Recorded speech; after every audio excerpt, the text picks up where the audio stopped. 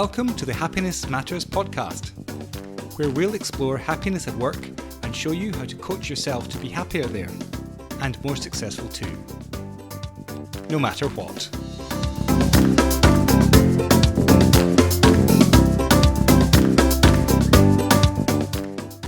Hello everyone, it's me again, Julia Seal, your host and your coach at Happiness Matters.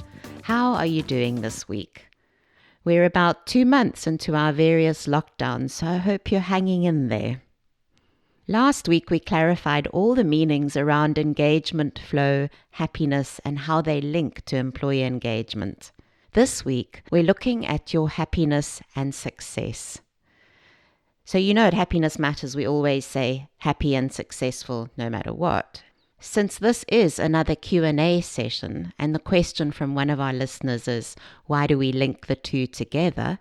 That's what we're going to be exploring today, because some of you believe that they're the same, two sides of the same coin, and others believe that they're polar opposites and shouldn't be used in the same sentence.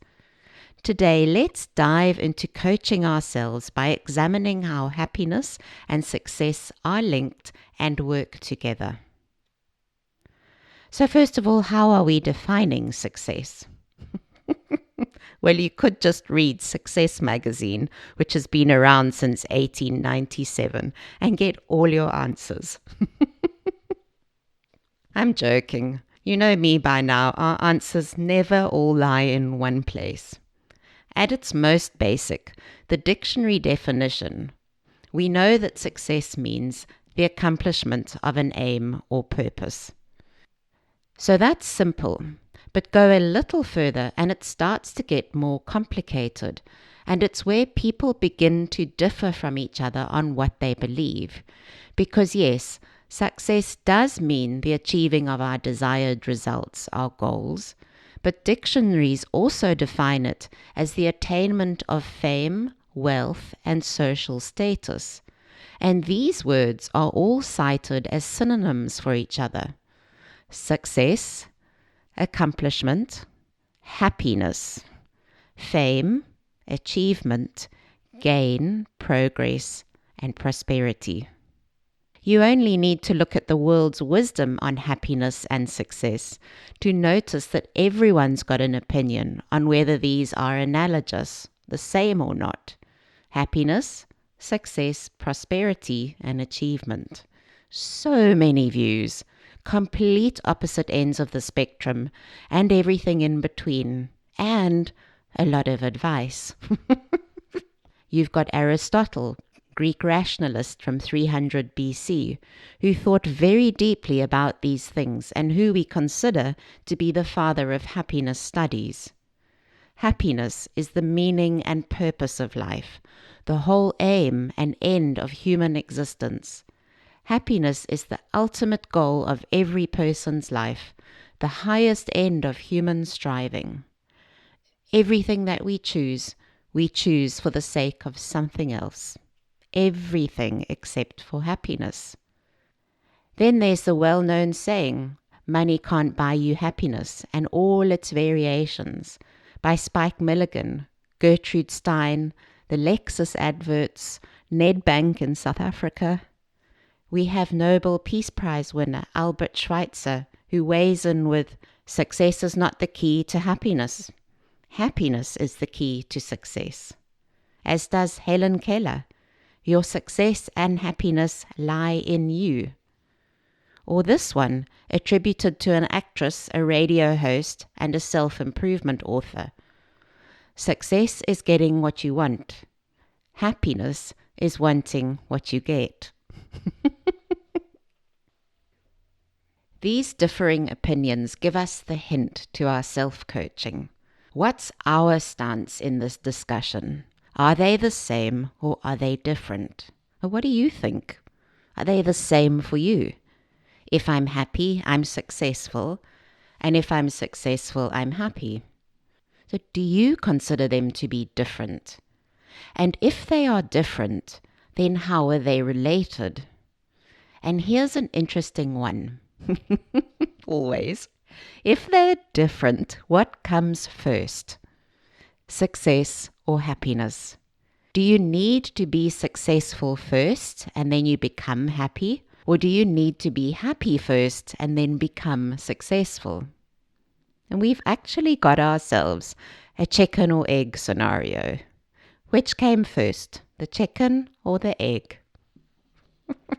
Let's look at both options of this dilemma.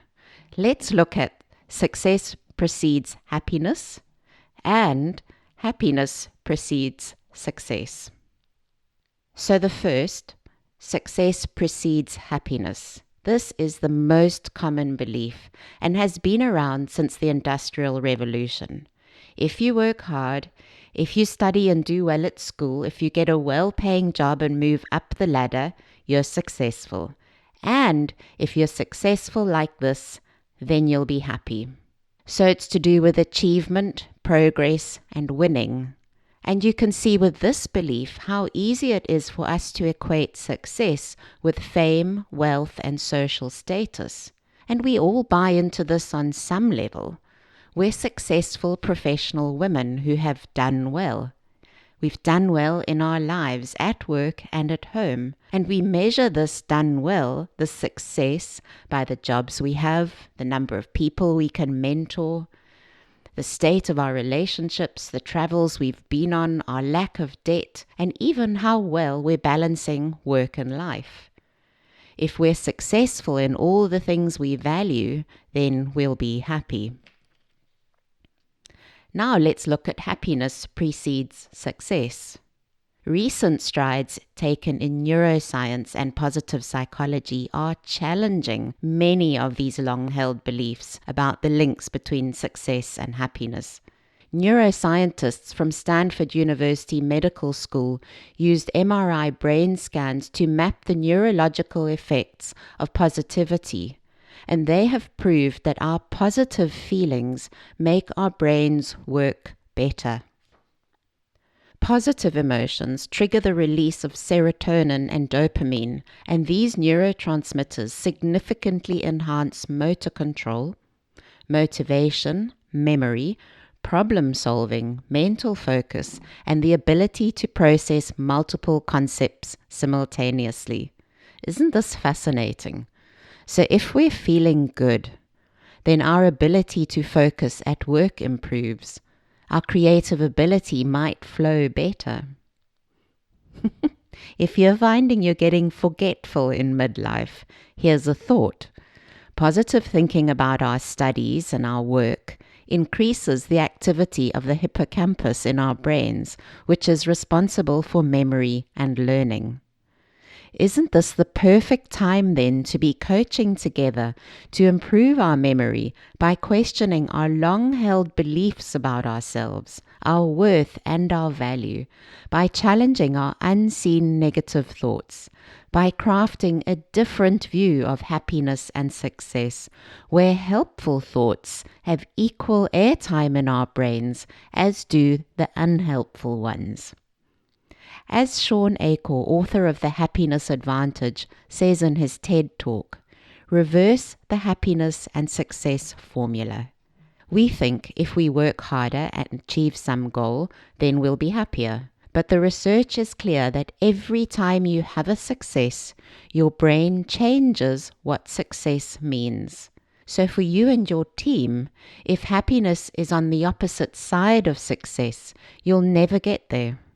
But if you increase your levels of happiness in the midst of a challenge, in the midst of a down economy, there's a thought, what we find is that all of your success rates rise dramatically. Every business outcome improves.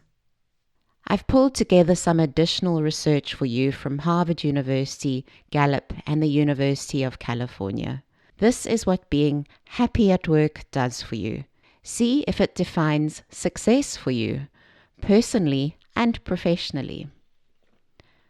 Personally, if we're happy at work, we'll have greater intrinsic motivation and perseverance towards goals, while being more willing to invest time and effort into overcoming obstacles. We'll have better mental and physical health, more skilled at balancing work and home life. We'll be more active at work, finding enjoyment even during routine and commonplace tasks. We'll be more creative and more flexible in problem solving, more resilient, better at handling challenges, and better at coping, as well as having an easier time recovering from adversity at work. So overall, we'll perform better and be more productive. Professionally, if we're happy at work, we'll experience easier, more effective collaboration and teamwork, more camaraderie with others. Happy people just treat their colleagues better. Less interpersonal hostility and conflict, fewer incidents of sabotage, and a greater likelihood of resolving conflict through restoring relationships rather than holding grudges or withdrawing from the other person. Negotiating is more constructive. We're seen as more socially appealing, trustworthy, warm, friendly, helpful, and in contrast to the happy-go-lucky stereotype, more competent. And we receive more favorable evaluations from supervisors and managers on the quality of work, productivity levels, and dependability. So what do you think of the happiness, success, chicken and egg dilemma now? Does the link between the two, the happiness, success formula, seem right for you? What does it mean in your self-coaching? Perhaps it means challenging your current definition of success, asking yourself, where does your definition of success come from, and how do I want to reshape it now in my midlife? Just the same way we did right at the start in episode 1.1 and 1.2 with our definitions of happiness. Actually, you can use all the same coaching sessions from 1.1 to 1.6 and the tools to go with them if you want to tease out your version of success still further. I also suggest deciding on two aspects of success for yourself: outward success and inner success. What are you going to decide are your outward measures of success? Decide on purpose what these are, not from the beliefs you've inherited or picked up from around you. What are the accruements of success that you want to continue to pursue in midlife? You might well have your master's degree already, or be like me and still fancy the idea of being Dr. Seal, like my cousin. Perhaps it's a more spacious house to house your blended family. You want to mentor more youngsters. You're committed to changing policies and laws. You want to be debt-free or take the trip of a lifetime. Once we can travel again after COVID. Really think about what do you want to spend the next 5, maybe 10 years of your life pursuing. Create your own brand of success. Now is the time to shed all other people's opinions on what looks like success and ensure that you love yours. What might help you further is to consider where you believe you're not successful. I'll give you a hint. Remember British historian Richard Scotch's comment from his book, The Secrets of Happiness, 3,000 Years of Searching for the Good Life. Unhappy is the story of happiness. Everyone's journey to happiness begins from the same place, unhappiness. We start with the feeling that our lives are out of joint. We might be unsure how to repair it, but we sense the misalignment between the life we have and the life we imagine ourselves to have. This sense of misalignment is a great guide to help us work out what we want in terms of our happiness and success in midlife. And here's another idea: buffering. Where are you buffering? Buffering is not happiness, and nor is it success. Go back to episode 1.23 on buffering your life away, where I talk about all the things we do to procrastinate, to put our precious human lives on hold. Overeating, overdrinking, overworking, binge-watching Netflix night after night. And in honor of Solitaire Day this week, endlessly playing solitaire. While you're considering your outward success, think about what inner success is for you. And to get you thinking, How about the killer interview question? I'm sure you've all used it before on some poor, unsuspecting new recruit. When you die, what do you want written on your tombstone? But this time, this question is just for you, and no one needs to hear your answer. I've got 2 books to offer you to explore how you answer this, as well as all the coaching we've done in Series 1, from lion-hearted courage and anti-fragility to feeling the full range of emotions, to smiling, laughter, power, and kindness. The first book is a classic by famous Russian author from the late 1800s, Leo Tolstoy, called The Death of Ivan Ilyich. It's a short novel, so much shorter than War and Peace, and a very easy read, unlike Anna Karenina. Tolstoy tells the story of Ivan, high court judge described as a worldly careerist, who's never thought about his own death, never reflected on his life, until the day when he comes face to face with his own mortality. Left alone, Ivan moaned less from the pain, agonizing as it was, than from anguish. The same thing, on and on, the same endless days and nights, if only it would come quicker. If only what would come quicker? Death? Darkness? No, anything is better than death. Ivan's spiritual crisis, facing the abyss of his death, illustrates what we've been talking about today. He spent his life focusing on outward success, looking for the kind of happiness that keeps us stuck on the happiness treadmill, believing that success precedes happiness. And it's only right now, at the very end, that Ivan questions his beliefs about success, about happiness, and about what he has spent his life pursuing. What if my entire life, my entire conscious life, simply was not the real thing? In them he saw himself, all he had lived by, saw clearly that all this was not the real thing, but a dreadful, enormous deception that shut out both life and death.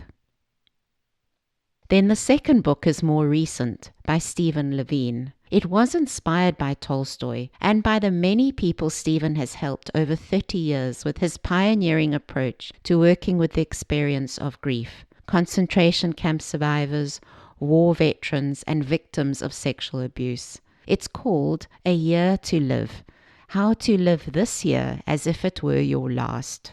Such a good read. He decides to live a full year as if it was his last one. So a year to deal with unfinished business, to resolve our denial of death and our denial of life. A year to enter into a new and vibrant relationship with life. He called it practicing dying. A 1-year experiment in consciousness renewal intended to sharpen life and soften death while we still have the chance. In the book, he actually shares with us a step-by-step program how to do this, how to live each moment, each hour, each day mindfully, so that whenever the ultimate moment does arrive for each of us, we won't feel that it's come too soon, like Ivan Ilyich did. If you do want to coach with me, if you've been inspired by our exploration today on success in your midlife, please go to Coach with Julia at Happiness-Matters.coach, where you can book a free insight session to see how we might coach together. Midlife truly is our best opportunity to do this work, to think on our happiness and success, to sharpen life and soften death. There is no better time to do this coaching together. As Mark Twain says, the 2 most important days in your life are the day you were born and the day you figure out why. And one very last word as you do this, from Confucius, ancient Chinese philosopher. Life is really simple, but we insist on making it complicated. Now next week is our last Q&A session of Series 1. So it's your chance to send your questions to me and ask Julia on the website Happiness-Matters.coach anything and everything about Series 1 coaching together. And for you this week, may you be happy, may you be free. There is no better time to coach together. Bye for now from a very chilly Cape morning, long before our countrywide COVID exercise time slot opens.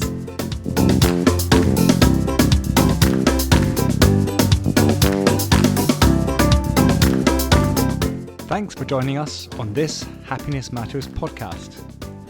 Do join us again here next week on Tuesday. You can subscribe to this series at Apple Podcasts on iTunes, or you can sign up for it on our website, Happiness-Matters.coach. That's Happiness-Matters.coach. COACH.